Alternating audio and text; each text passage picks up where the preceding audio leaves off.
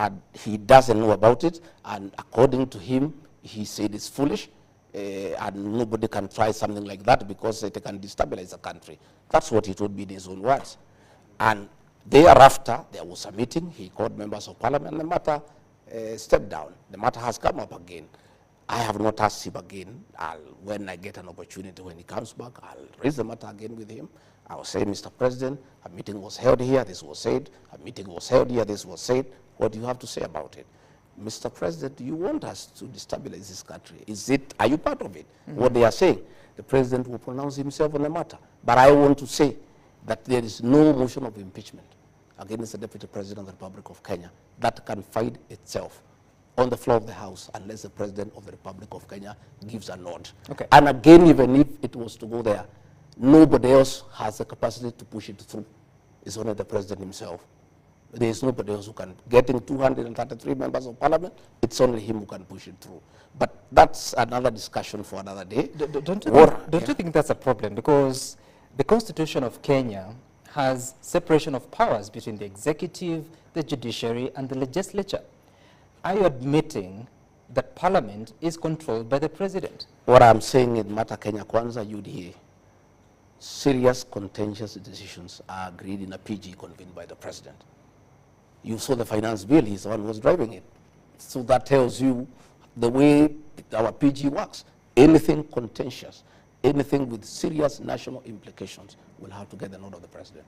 And I understand the political party democracy, but are you comfortable that House business must get a nod from the president, including a clause on oversighting the deputy president, in this case, invoking Article 150 of the Constitution? That is the reality of our Kenyan politics.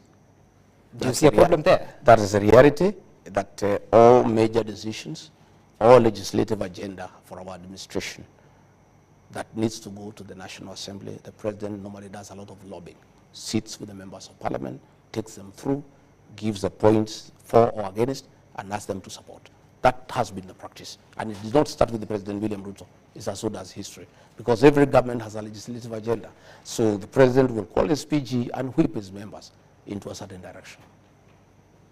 You know, you sat in parliament the previous, last term. Would you have been okay for President Uhuru Kenyatta to control how you are going to make decisions in the House? Well, in matters government agenda, it is right because the party that is in power has a responsibility to ensure that the president and his administration succeeds. And they have a responsibility to support his legislative agenda. So it is important that once in a while, when there is important matters of government before the House, the president will convene a meeting and persuade his members why they need to support that legislative agenda, and he will whip them into action. There's nothing wrong with the president whipping his people in a certain direction. So when is the last time you got instructions from the president? On? Executing your mandate in terms of assisting him? No. I have clear duties given by the president in Executive Order number 1 of 2023. Yep. The president doesn't give me day-to-day instructions. I have many functions that I do, very many, by the way, and one of them is any other duties assigned by the president. That is the one now is on day-to-day. So when is the last time you got such kind of an assignment? I think I was in Nyeri, agricultural show last Friday to represent him. I was in Mombasa the other week to represent him in the agricultural show.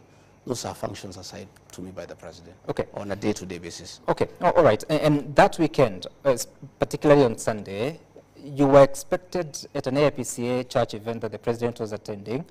Instead, we saw you at the Our Lady of Sorrows in Kirinyaga.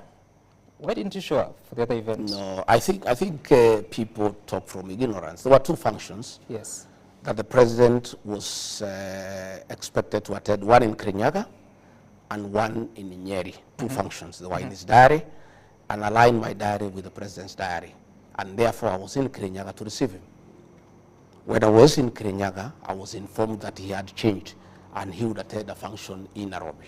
So I purposed to attend the one in Kirinyaga and join him in Nyeri later. But the function I attended was the Catholic Church. The Catholic Church Mass takes 2 hours and can never be interrupted. So I sat through the Mass. By the time the Mass was over, the president was already in Nyeri. Okay?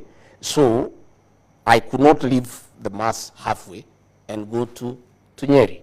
So I decided now that the president is already in Nyeri. Even if I left Kirinyaga and tried to fly to Nyeri, I'll find he's leaving.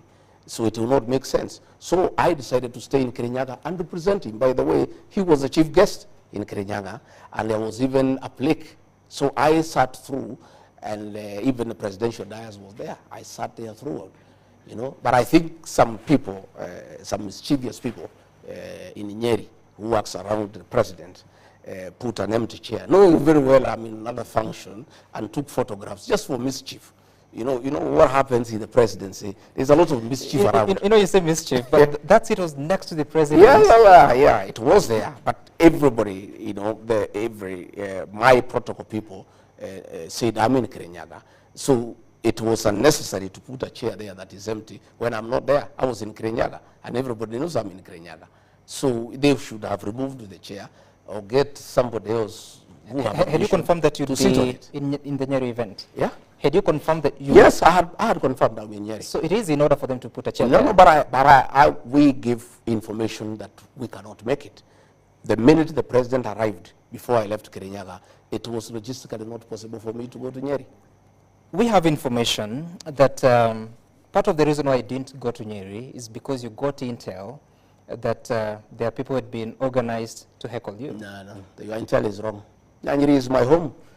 Even if there was anything in Nyeri, how can I not go to my home?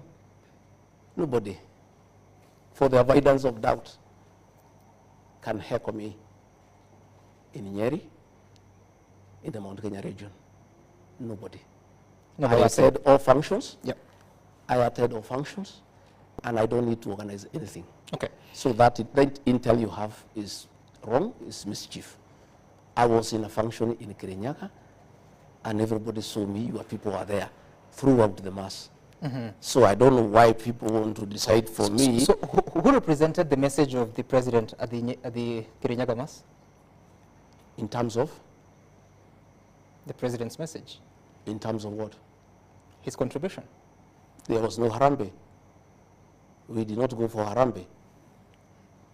What did the governor of Kirinyaga say? He said the president has given us some money, which is okay.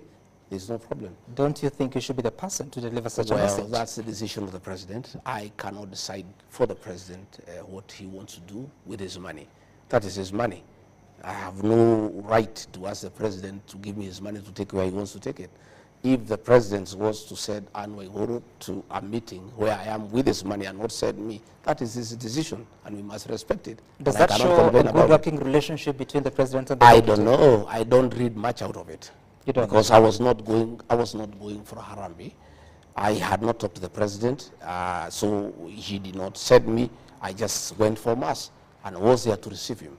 But if he has decided to send somebody else with his money for a function in my presence, that's a decision the president makes. Okay. It used to happen all the time during the time of Uhuru Kenyatta. All the time that was happening, William Ruto as deputy president would be there. Somebody else would turn up with condolences and read when he's there.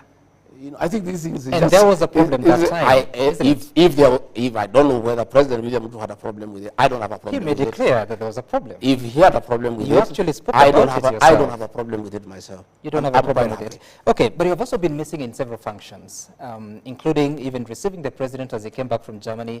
You have always gone to the airport to receive him. This time around, we didn't see you. We saw the Interior Cabinet Secretary.